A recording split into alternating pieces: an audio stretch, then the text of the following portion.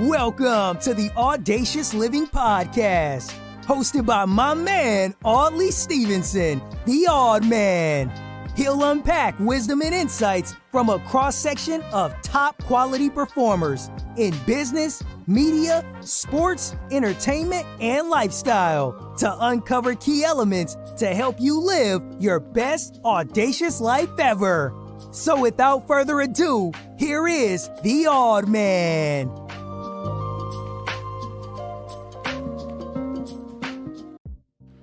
Greetings and salutations, I'm Audley Stevenson, and this is the Audacious Living Podcast. Thanks so much, whether you're watching, whether you're listening. I appreciate you stopping by, so thank you so much for doing so. It's 2021, a brand new year. 2020 is finally over. I think the challenges and everything that we experienced the last 12 months, I think it's safe to say for all of us that we're glad that it's in the past and we now look ahead to the future.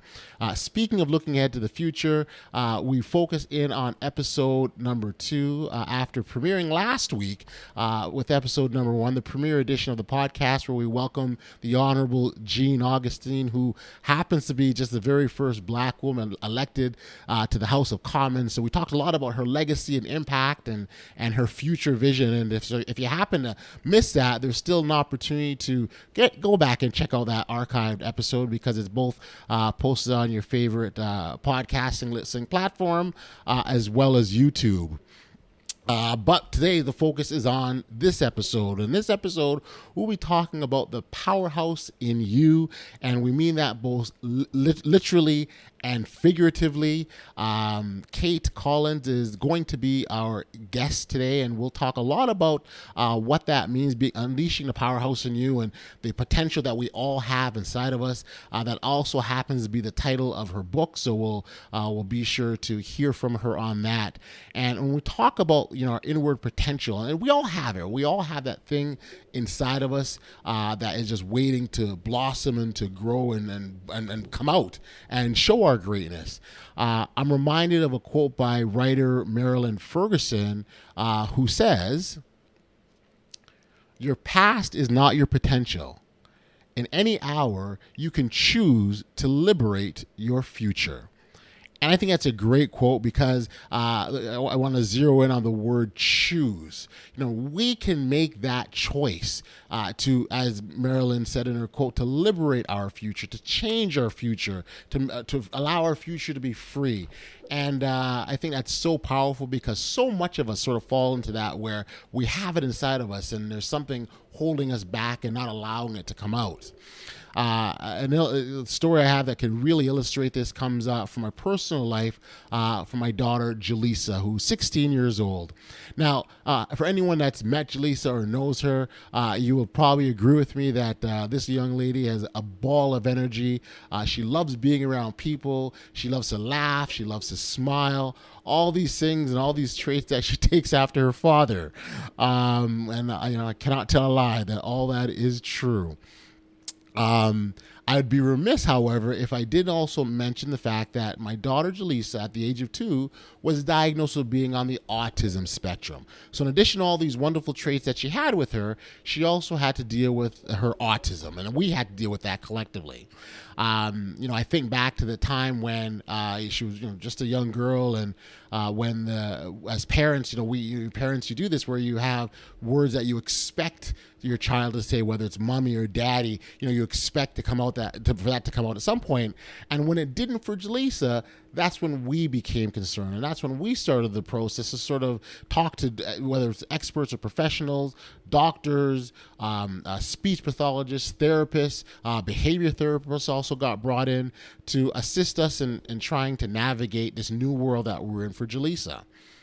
Now, I can say that, especially in the early going, the outcomes were quite minimal. The results, we really didn't see a whole lot that told us that we were on the right path. But as parents, you continue to go, and you continue to forward ahead to provide for your children, to give or at least set your children up for the best opportunity for success, despite whether or not you're seeing results initially. You got to keep forging ahead. And I'm so glad that that's the choice that we made to do and to continue to forge ahead, because it was, in the spring of 2013, Jaleesa may have been 8 or 9 years old at the time. And that's at that point I learned a very, very important lesson. We were driving in the west end of Toronto. We were driving southbound on a road called Oakwood Avenue. For anyone that's familiar with that area, we were going southbound on Oakwood, approaching Rogers Road, and it was a strip of the street there that it was a semi-residential area. So you had businesses kind of on either side of us. And as we were driving down the road, I heard what I thought were very random words coming from Jaleesa in the back seat, who was sitting by herself. Things like open, store, butcher, things that I really didn't hear her say or use in everyday language. You see, at that time, her vocabulary, while there did have words, they were quite minimal. So to hear these random words being thrown out, or what I thought was random words thrown out, was caught me a bit off guard, a little bit of a surprise. What I learned is the words, as I said, weren't very random. She wasn't blurting out random words. What she actually was doing was reading the signs of the stores as we drove by. And it totally caught me off guard. Like I said, wasn't expecting it, and largely due to the fact that we never really saw that behavior. Jaleesa never exhibited that before. And therein lies the lesson, right? She always had it within her. It was always inside of her, and it had to come to the point where she chose to bring it out. And that's exactly what Jaleesa did. And I think that's an important lesson for all of us, right? We all have this potential, this greatness inside of us, and it comes out at different points. And maybe there's things that allow it to come out, but nonetheless, it does exist. It is there. And we just have to allow that time for it to reveal itself and allow that greatness to shine. And that really is a theme when we talk about today's episode. A lot of what today's episode is around, that theme of that inner potential and allowing it to blossom, allowing it to grow. And Cate certainly will walk us through some of those points. It's also important to point out that her book, as much as it's a leadership book, and she's very much a leadership speaker, she supports leaders as on their individual journeys. This isn't a topic that is exclusive to those in leadership positions. And I've heard people talk about the fact, well, I'm not a boss, or I'm not a CEO, or I'm not a manager, or I'm not in a leadership type role. And so this isn't for me. I, in fact, would actually say the opposite. This very much is for you, because as individuals, we don't have to be in a leadership position to take lead in our own personal lives, for that matter. So this very much isn't just about leadership. This is about how we manage and govern our lives. And when we talk about living our best audacious life ever, it starts with the choice. It starts with the choice to allow our inner greatness to come out and blossom and shine. So lots of good stuff on the way. I think what we'll do here is I'm going to take a pause for a moment and give all of you an opportunity to hear from Cate and what it means to bring the powerhouse out in you. And we'll catch up on the other side. Cate Collins is a passionate international speaker, trainer, and retreat facilitator. She's the CEO of Powerful Journey Consulting and helps leaders and their teams loosen their underwear so they can be the best version of themselves. Her latest book, The Powerhouse In You, How to Lead with Greater Resilience, Courage, and Confidence, will transform how you lead at work and in life. Based on Cate's 4-room framework, your mentally, emotionally, physically, and spiritually fit rooms, her strategies and real-life stories will help you dive deeply to transform your limiting beliefs, examine your habits, embrace what you bring to the leadership table, and so much more. Cate is up next on the Audacious Living Podcast. So Cate, thanks for joining me here today. I hope all is well with you. Yes, it is. Thank you. Thank you so much for asking. I'm so glad to be here. Well, I really appreciate you taking the time, and we're going to talk. Oh, actually, I really loved your book. Actually, I want to say that first and foremost. Oh, thank you. I really appreciated your book. what I really liked, and again, the book's name is The Powerhouse In You. I see it over your shoulder there on your shelf. What I really appreciated about it is how all encompassing it was. Yes, we're talking about a leadership book, but you're talking about health and wellness and nutrition and sleep and all the things that factor into it. And what really said to me is that all of these things matter and contribute as to who we are and as we attempt to be this leader in this world. Is that fair to say? Absolutely.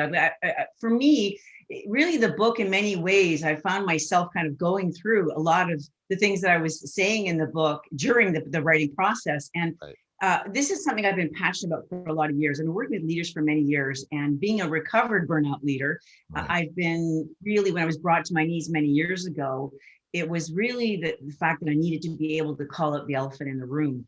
Because a lot of times we don't talk about that as leaders, about feeling that sense of burnout, feeling that sense of I'm pushing myself way too hard. And so my 4 rooms formula really kind of came with my Pilates instructing background, my counseling background, my leadership coaching, my training, all of that, my resilient training, to be able to come as one. And how can I make this so simple and so practical for people to go, hey, yeah, I get it. I get it. Right. And I don't know if you find this oddly, but I find my clients have been telling me for a lot of years, oh, Cate, your 4 rooms framework. Oh my gosh, like I take that handout and I put it in my briefcase and I take it on the plane, or I take it, I look at it before I go into a meeting or whatever, thinking, okay, maybe I need to pay attention to this. Maybe there's something here, So I guess maybe I could jump right in there. So the 4 rooms formula actually was born out of me connecting with an Indigenous friend of mine who said, Cate, in our tribe, we believe that in order for us to be grounded, be anchored,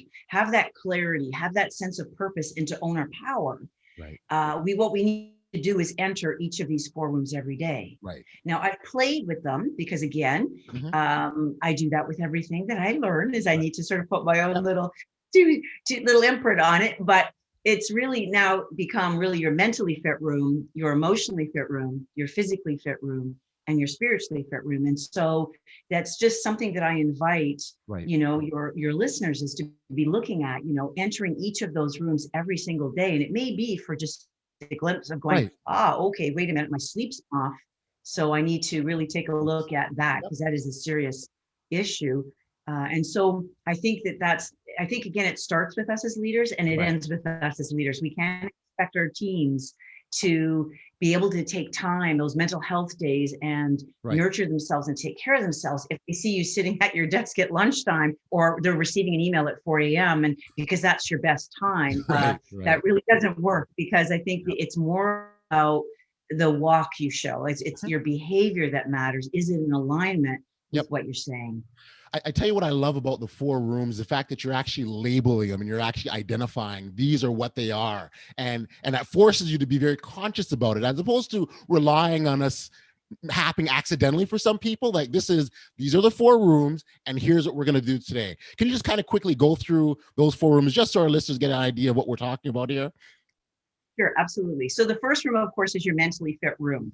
So, I really talk about how you start your day shapes your day. And I feel it's so important.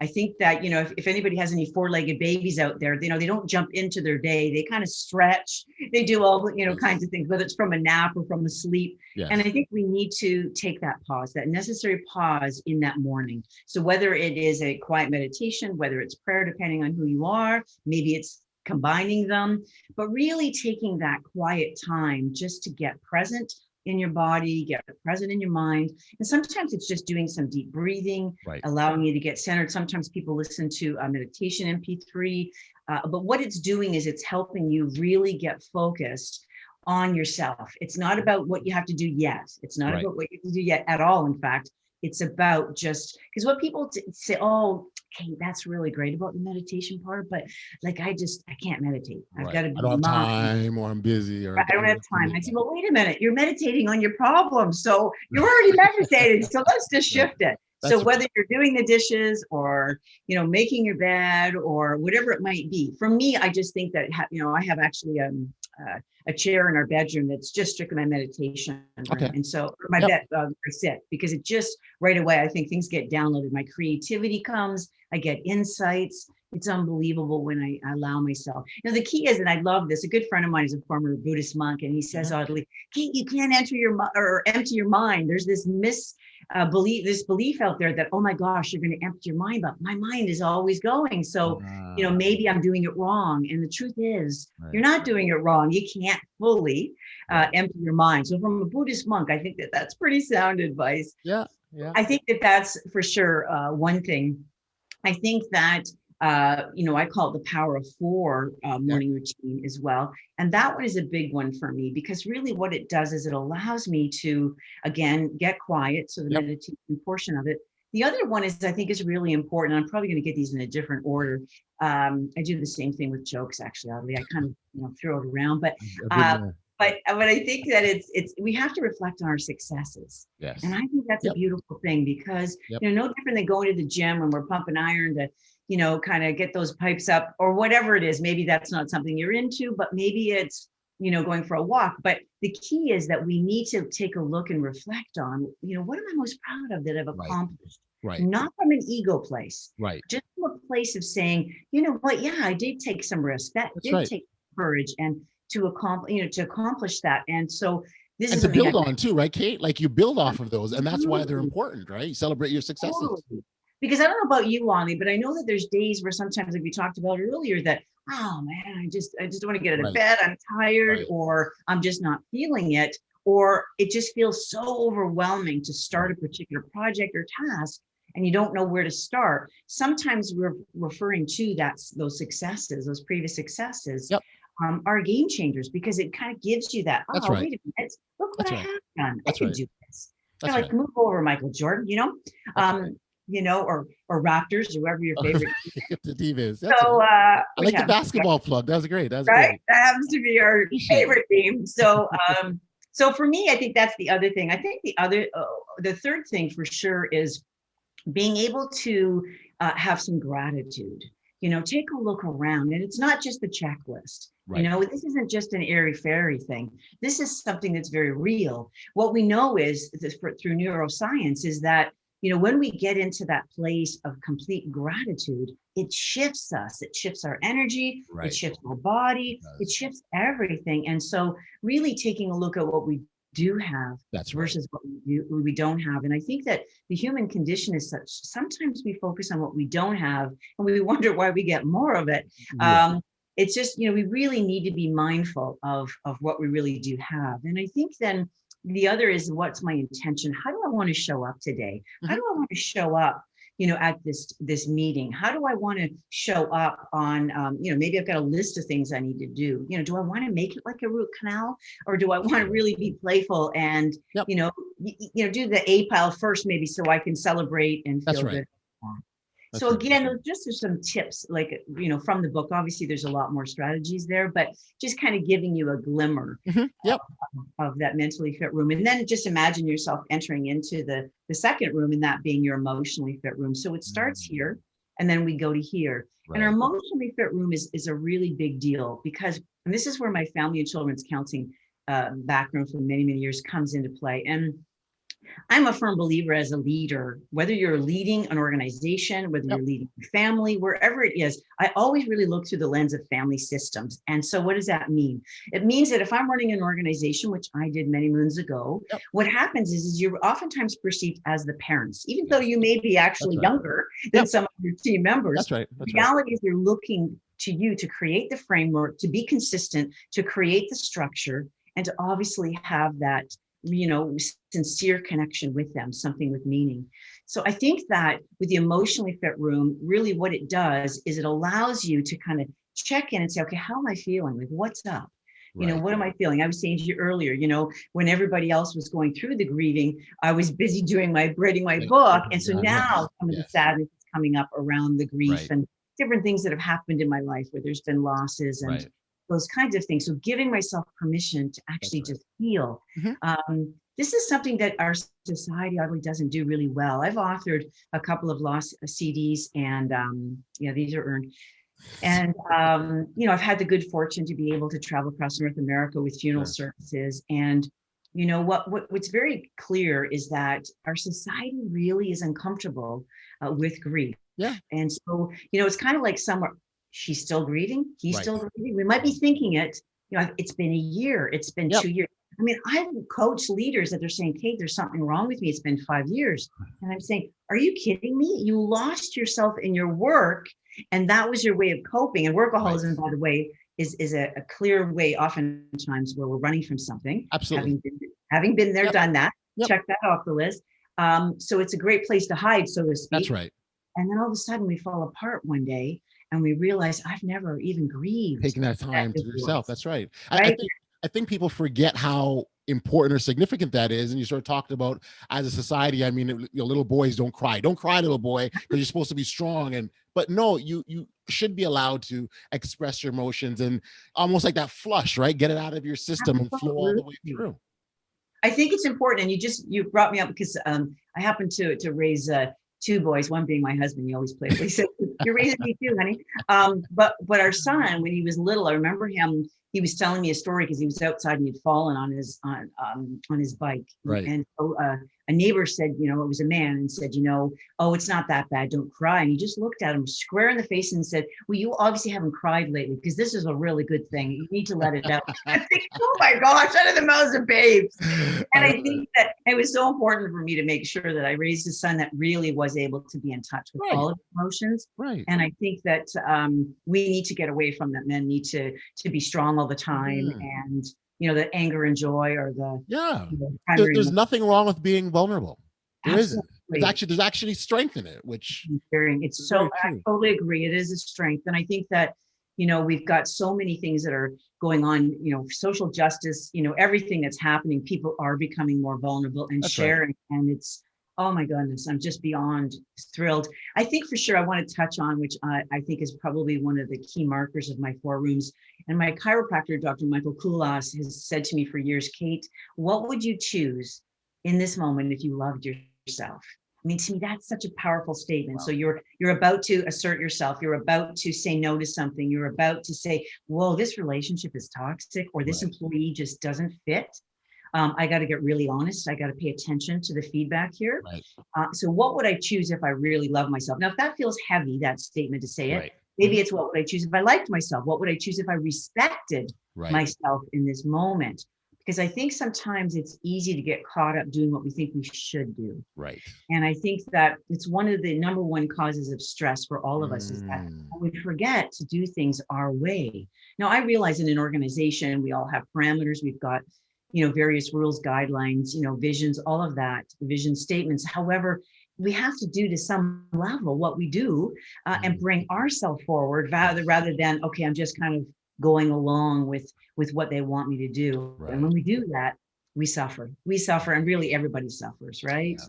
So the third room is the physically fit room. So again, imagining yourselves walking in to the physically fit room. Yep. It's really important to do that check-in. How am I feeling right now? That's right. Like, am I tired? I, of course, mentioned in the book about the sleep crisis that we're on. Yes. Like, there's a study that was done where 42% of leaders are getting under 6 hours, and probably a lot less every single night. And of those 42, the majority had a disconnect about how, in fact, they were impacting their teams. Right. Where sometimes just totally unaware. Right? They're totally unaware. They're unaware that their team members are walking on eggshells because either they withdraw or they become like grizzly or whatever the case may be. And so, this whole business, and it really bothered me years ago. It's like, oh no, I would hear people say, like, I can operate on 4 hours of sleep. It's like, no, you can't. More accidents are caused. We make more mistakes. Yeah. We end up with brain fog. We gain more weight. We have more sugar cravings. We actually become impaired in how we relate to each other. So the physically fit room, which is the second one, which I have to talk about in that physically fit room, is we need to move our body. Yes. We know that sitting is the new smoking. And a lot of people now, of course, are working from home, or perhaps we've got a hybrid situation going on where they're into the office and possibly working from home. Yep. So it's no different than being at a factory when we're doing the same thing all day. That's right. So our lower backs are bothering us, our necks are bothering us. So we need to get up and shift our body because we don't necessarily have a water cooler close by. No. It's so different now. It's so right? different. It's so different now because of that. Because yeah, you're right. At one point, if you're in the office, you can say, "I'm going to get up and stretch my legs," or whatever. And now, at home, you're sitting at your desk and you just go. And it's really easy to get caught up into, oh, I've got another Zoom call. Okay, that call is done. I got another Zoom call, and all of a sudden, you're back to back to back to back to back, and you spent the whole day sitting in the chair, absorbed this fashion. So it is a mini crisis going on. Well, I really think it is. It's a really good way that you've actually said that, Audley, because I think what's happening is that our boundaries now have become so there's no clarity on where's my business or my professional at and my family, and so it's all combined. And I think that we really need to set those boundaries to say, okay, you know what, I'm going to have the alarm go off on my phone to say, okay, the day is now done, right? And I think that that's the other part here is that we need to be able to take a break from technology. Yes. I had one of the leaders reach out to me at like 6:45 Saturday morning on something that she was working on, and hallelujah, good for you. That works for you. But I didn't respond to her for like 24 hours or longer because I kind of thought I have to practice what I preach with you. Right. I get that you're on the treadmill, the stress treadmill. You're doing the best you can. And I certainly have compassion for her, but I need to make sure that my actions are also saying, I have a life and I have to, that's right.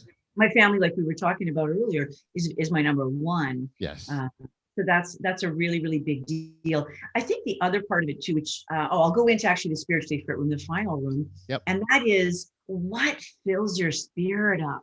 That's right. I think that, I don't know about you, Audley, but when I look back at who I was prior, to everything going on, with this crisis that we're all in, is that I think that it was unrealistic. Right. The expectations of myself were unrealistic. This business of going from one thing to the next, like somehow I'm going to miss out on something. Right. And it's really, I think in many ways, it's given me this opportunity to really check in and say, what brings me joy right now. And it's one of the things I talk a lot about with my clients is creating a joy list. Yep. And part of that, I think for sure, is about relationships. What relationships do I need to maybe call out the elephant in the room and say, you know what, I don't like it when you talk this way, or I feel unimportant to you when you do this. Or maybe it's literally letting somebody go and just simply saying, I'm giving myself permission to say that this just isn't serving me. It's harming me more than helping me. Right. Because I don't get to show up and be my best self. Yep. And I think too, the spiritual fit room is obvious for other people. So it might be faith, which it is for me. So somebody else, it might be spiritually fit room, which is also a big deal for me, is how can I serve? Right. What is it that I could do? So if I'm a leader in an organization, that's a great question to ask ourselves every day. Who can I serve today? Who can I deposit into to help say that I see you? Did you ever see the movie Avatar? Yes. Right? Yeah. My husband took forever to get me there because he says, I'm not going to be into this. It's not going. Oh my gosh! I had to buy it as soon as I, said, okay, I got to get it as soon as it comes out. Yep. But I love it. Like I see you, right? I see you. I mean, to me, that is a big deal because I think that we've lost some of that. And I think that we need to come back to really genuine paying witness to each other. And I'm a firm believer that, I don't know if you know much about the Course in Miracles, but they say that there's only love or a call to love. So when somebody, for example, is really, their behavior is aggressive or they're passive aggressive, or somehow you're like, oh, I'm just losing my mind over this person, they're so difficult. Sometimes we have to ask ourselves, obviously they're not loving themselves in that moment, because really it's a call to love. Look, you know what? I'm not feeling good about myself, so I'm going to project some not so great stuff out at you. And I think that element of compassion is really more important than ever, because I think that people are doing the best they can. Yep. Yeah. You just need to have that support and to know that you've got their back. That's right. And I think that some people just don't have those skills. They don't have those interpersonal skills. They may be crackerjacks in certain areas, obviously, because they're part of your organization. But we need to help them develop that. That's where. My business, for example, with resilient training used to be considered soft skills. Now it's like, okay, this is non-negotiable. We need her to come in These skills we need training, right? Yeah. Right. Because we need to, because I think that, more than ever, we're having more of the integrated employee come into the workplace. And so it's not fair to expect your leaders to be able to know how to navigate all of that. Yep. And so I think it's really, really important. So that's just kind of giving you a bit of a synopsis of the book itself, but it really, came from a place of me wanting to let leaders know that, that they're not alone. Right. And if there are going to be times where they feel like their power is robbed, or there may be times that they're in fact robbing other people of their power. So maybe you're the common denominator in all the different conflict or resistance that's happening in your life. And so maybe it's time to take a step back and say, okay, am I really showing my best? Check in. Right. That's check-in. That's exactly what it is. No, you're right. I think it's important, You're right. And so thank you for that. I think it's a really good snapshot overall, and to see those rooms and how they fit. I want to go back to the title of the book, because I think it's really the Powerhouse in You. I think it's really, I actually love it. Using the word power, it's a powerful title, because what it suggests really is that, that seed of potential, that greatness, it's all of us have that, right? We all have that ability. And sometimes, because you're not in the position of a manager or CEO, a boss, or whatever, there's a feeling that, well, this isn't for me in relation to leadership. But it very much is so. You touched earlier about sometimes being the leader in your family, as an example, right? So the seed of potential exists within all of us.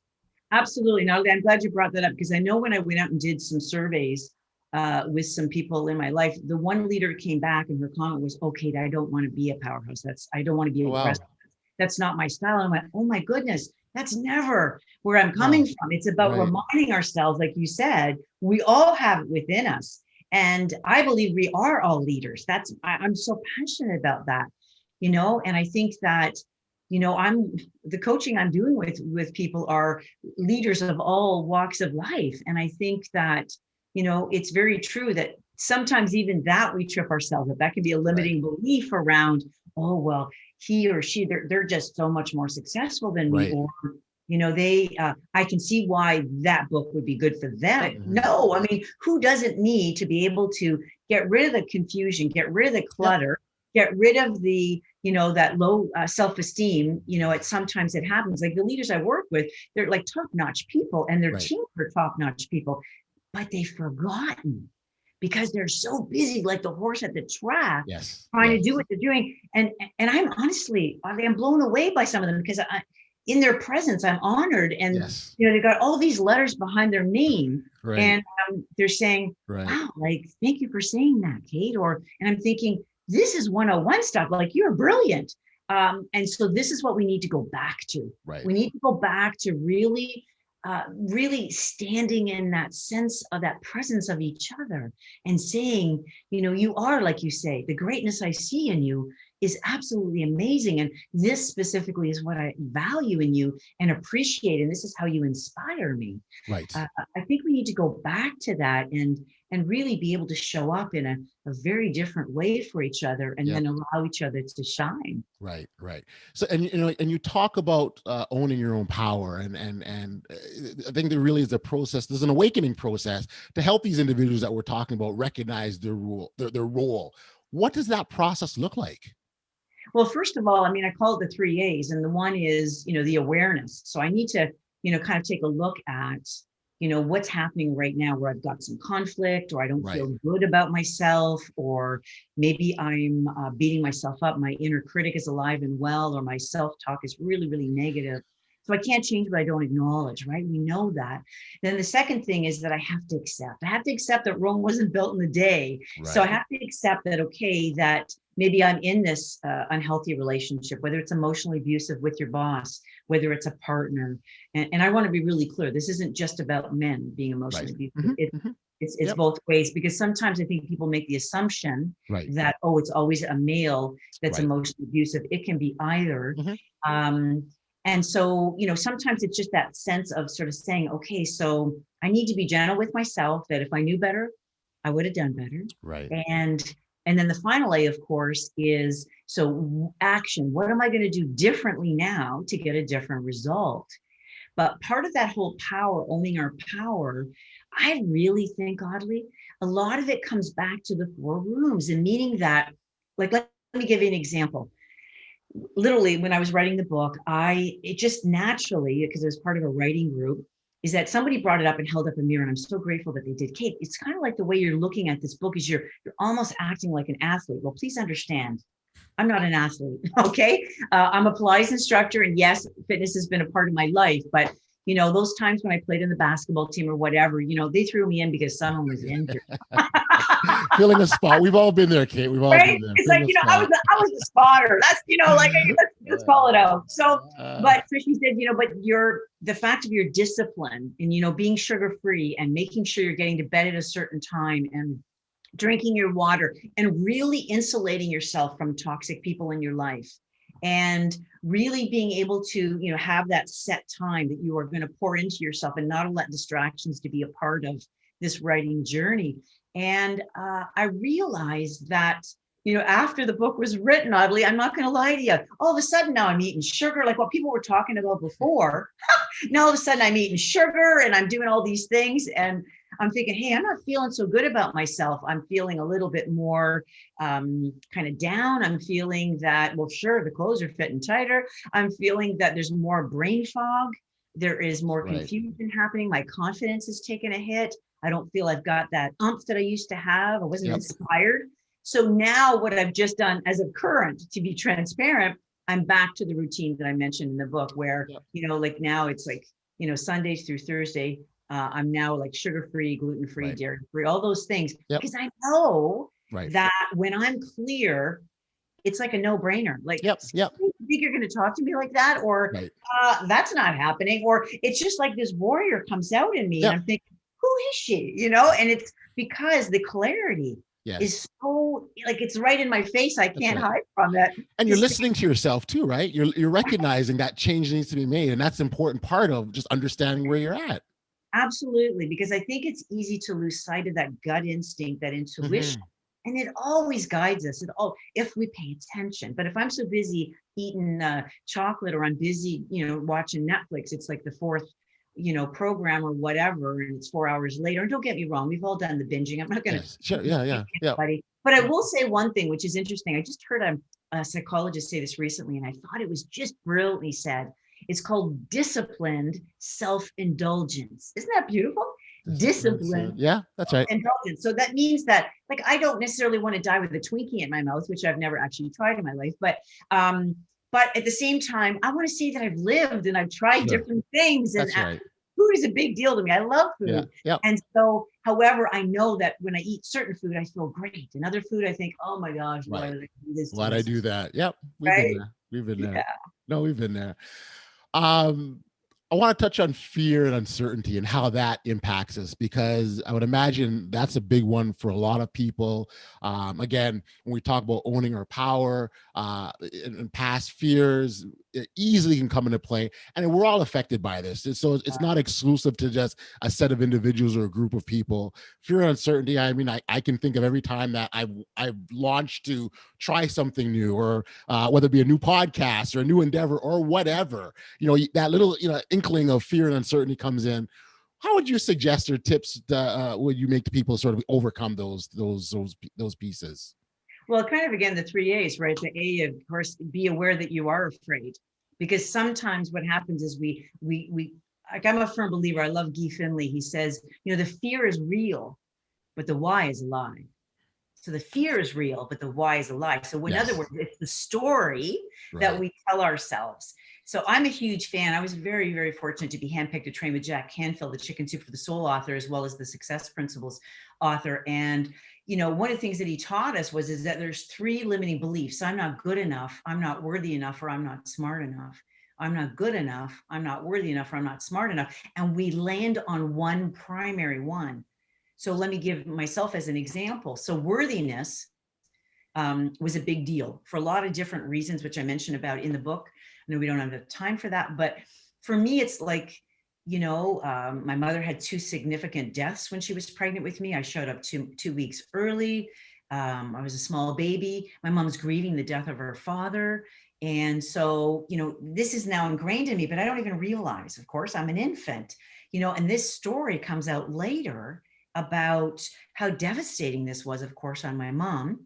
And, again, author of two law CDs, go figure, right? But not realizing, connecting the dots. I think there's I believe very strongly in this, Audley. And I know that some people say, oh, yeah, I don't need to go back there. I had a perfect childhood and everything. Well, first of all, if you use the word perfect, there's a problem right there. But we've all received messages along our journey. That's right. That haven't been the most supportive, have been shaming, have been guilt producing. They have been, really in some ways putting us in our place. And for some, they don't recognize those messages are even there. They're subconsciously with us and we don't even know. It's like, where'd that come from? So when you start to break it down to understand what origin of that, for many, it does go back to childhood. It does. And so that's the work. So if I can say anything to your listeners, is that if you're not sure and there's a stuckness around where the source of the fear comes from, I invite you to hire someone. Hire a coach, hire a therapist, go through your employee assistance program, whatever that looks like for you, but someone who this is in their wheelhouse, because it's really important. I'm not shy in telling people I've seen a therapist. I think it's important, and I would see one again. So for me, I needed to go back to what was the source of this, because you see, the pattern kept showing up in different places in my life. Yes. So again, the fear is real, but the why is a lie. So getting to the source of the fear is really, really critical. Number one. I think the other thing is knowing which one of those three are your limiting belief. I'm not good enough. I'm not worthy enough. Or I'm not smart enough. So then what happens is, so for me, I'm able to go, oh, it's you again. So when I'm tired, for example, or I'm not taking care of my body, by eating sugar or hanging out, again, I've allowed people into my inner circle that really are toxic, those psychic vampires. Then I start to now self-doubt myself. I start to question myself more. And so that's when I need to take a step back. And this is where Mother Nature is a big deal for me personally, is that when I get out to Mother Nature and I just allow the silence, and she just, oh my gosh, she envelops us, right? Of showing us the beginnings, middle, and endings of life. And so for me, that's where I get the insights. Oh, that's what's going on. Where it came from. I'm afraid of this. I'm worried about this. Or I'm getting into scarcity thinking, like somehow I've got to be part of whatever, the train that's going. I've got colleagues that are jumping on and they're doing this, but inside I'm going, I'm not feeling it. I just don't feel like this is where I need to take my business or my organization. And I think, that's, again, we can't connect with ourselves when we're so busy on the stress treadmill. We need to create space in our day and in our minds to really allow ourselves to get present. And that's the gift of being in the precious present, ultimately. Yes. I think those are great strategies. I'd be remiss if I didn't ask you about your experience with Jack Canfield, the chicken soup guy. Oh my goodness, that must have been just such a wonderful experience. It was unbelievable. It was great. We had people, so it was a process where 100 people from around the world were able to come and train with him. And so I did that for a year in Arizona, California, back and forth. And oh my gosh, Jack is a true teacher. He is just so real. He speaks about his own past and it's colorful and choices that he's made, some things that he's had to forgive himself for, and he's the real deal. And I think for him, it's really about the vulnerability and allowing ourselves to be vulnerable. And that personal development is just that.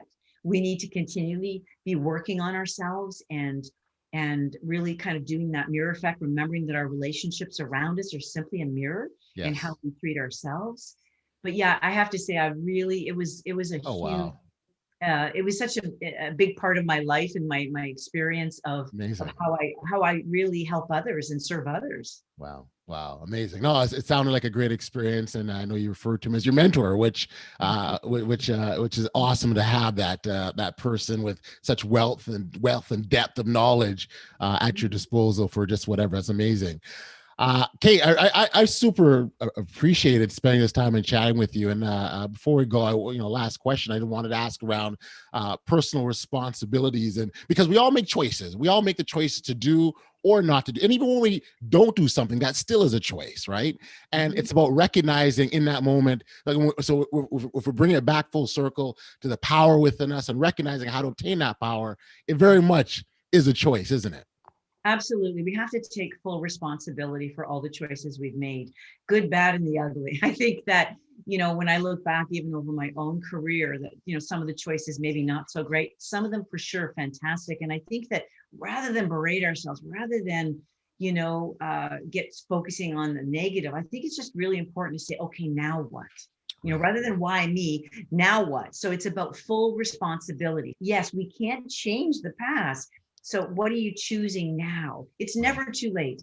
I'm so, that's such a big deal to me, is that it's never too late. We can do a do-over. I say this a lot in the end of my presentations, is that we can do a do-over at 11 o'clock at night. We can do a do-over at 7 a.m. in the morning. How do I want to show up? How do I want the results to be differently? And I think that oddly, people right now more than ever are really taking a look at the choices that they're making and how it impacts their families, how it impacts their own health. I'm working with a lot of leaders that they've had some physical scares, or they've had some diagnosis, or a family member has. And it's really, there's been a wake-up call. Yeah, those are eye-opening experiences.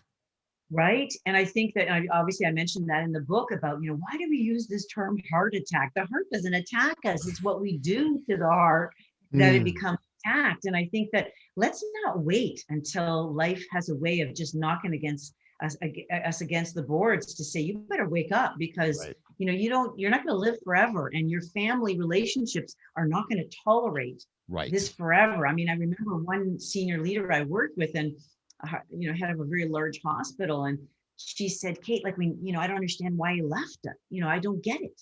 We were 50 years of age, and, the house was paid for, and blah, blah, blah. So she had all of these ideas of what success looked like. And she said, we never fought. Well, that's a flag right there. Please understand when I'm saying fighting, we don't certainly mean no, I understand. I totally understand. That's right. Respect, not name calling, and all of that. That's really important that I acknowledge that. But it shows an investment. I mean, my husband and I, people watch this sometimes. I mean, we're 21 years together. We're both passionate people, and you'd swear, oh my gosh, are these guys going to stay together because we're so passionate in our position? Right. And then we kind of go, oh, you know what? I get where you're coming from. Oh, or we need to disagree. Just agree to disagree right now. That's right. And still love you. And I think that's the other part. Now, granted, some marriages or relationships aren't like that, and that's totally fine. They're maybe more laid back, but the key is, though, are we investing in each other by sharing that, you know what? No, I don't want to go there for dinner. It can be the simple things that really add up to more than we realize. That's it. You're absolutely right. You're absolutely right, Kate. I think when I talked earlier about the job you did on this book, it's phenomenal. You poured yourself into it. I mean, how did it feel when you crossed that last T and dotted that last I? My goodness. Oh, honestly, I look back at my book and I go, that's my name on there. I love it. I have to be truthful. There's still this part of me that's going, somebody pinch me, because amazing. When I pick up a book now, oddly, I have such an appreciation for the author in a very, very different way. I mean, I've authored like 6 different resources, MP3s, et cetera, DVD way back when, Parenting Through the Eyes of a Child. But honestly, the book process has been so encompassing, and I couldn't have done it without the team of people that I work with. But I have to say, now that I'm coming out the other side, it's like, wow, yeah, like I am really trying to practice what I preach about. Go, that's really cool. To be able to celebrate that. And because it was really important for me, oddly, that I couldn't, with my sister-in-law dying during COVID of cancer, when I saw her in that, emotional here, in the hospital bed in her living room, it was just so crystal clear. I mean, she was my muse. Like, I can't die with this inside of me. This is my legacy. I need to be able to share with other leaders that they're not alone, that they need to get, make sure that their support team is there for them. They need to do self-compassion. They need to make sure that they are taking care of themselves on an ongoing basis, not just a 2-week vacation. Right. They need to be doing it on a daily basis, so that allows them to be able to, be able to stay in the marathon, so to speak. That was really important for me. Oh, that's amazing. That's amazing. If you can let our listeners know where they can go to get their hands on their very own copy, Kate. Sure. So www.powerfuljourney.com. and they can certainly get their own. I'm happy to sign it for them. I know that people are purchasing, for example, for their teams for holidays, or simply because of recognition, because of all they've had to do to pivot during this experience. So Right. yeah, powerfuljourney.com is the way to go, or they can certainly go on. I mean, we've got it everywhere. It's in 180 countries. So it can be in Amazon, it can be in Kindle ebook, it can be certainly Indigo, whatever their choice is.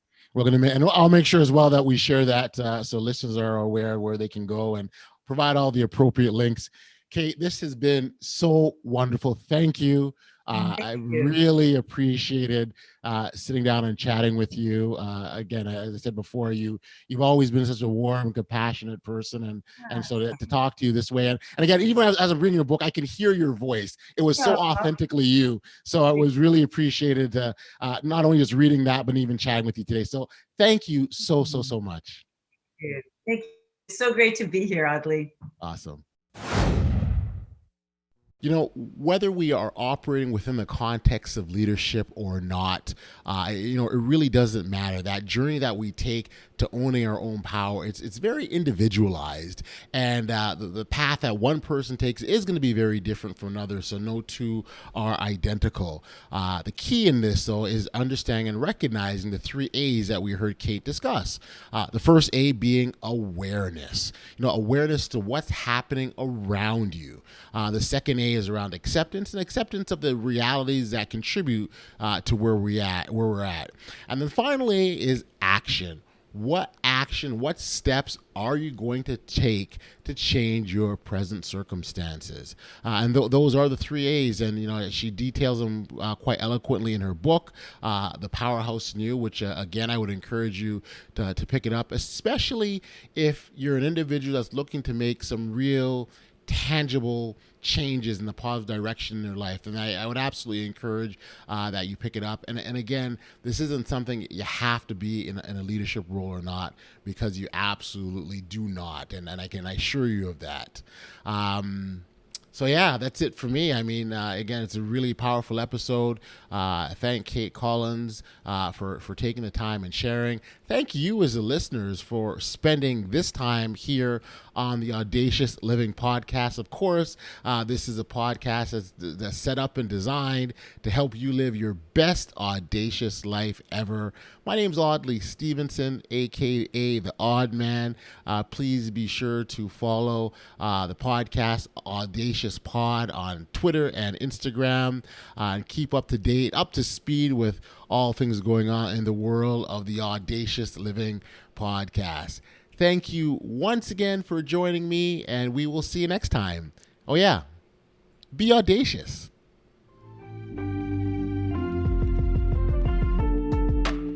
You've been listening to the Audacious Living Podcast, hosted by Audley Stevenson. If you enjoyed what you heard, be sure to like, subscribe, and share. Until next time, be audacious.